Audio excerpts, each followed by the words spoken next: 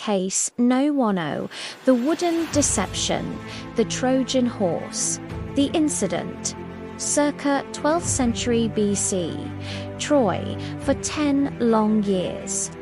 The Greek armies failed to breach the legendary walls of Troy. Then, one morning, the Trojans woke up to find the Greek camp deserted. On the beach stood a colossal wooden horse. Thinking the war was over and the horse was a sacred gift, they dragged it inside their gates. That night, as the city slept in a drunken celebration, the trap was sprung.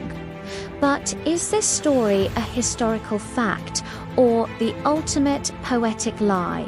The evidence: engineering impossibility.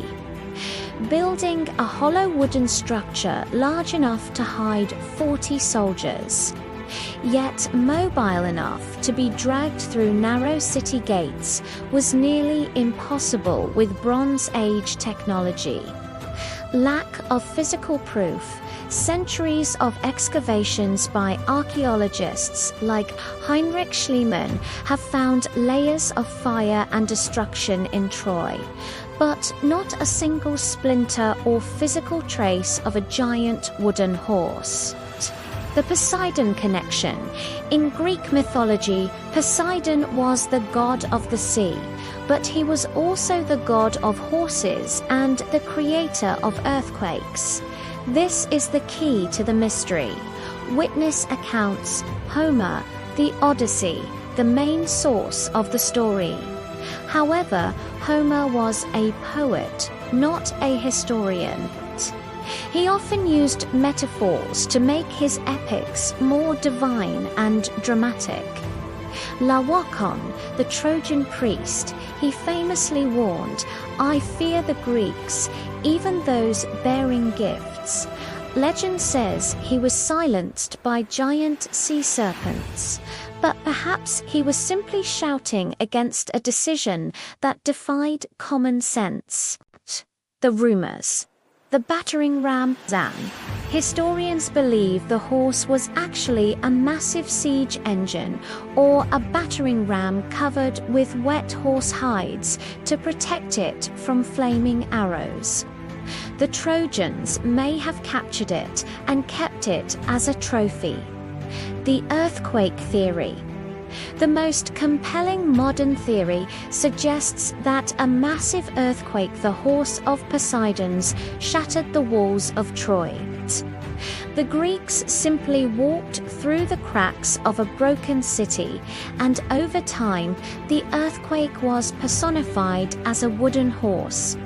The atmosphere, a silent shoreline, the smell of burnt ships, and a towering shadow cast over the sand. The Trojans are blinded by the joy of a war they think they've won. Inside the city, there is music and wine, but outside, the very earth is preparing to betray them.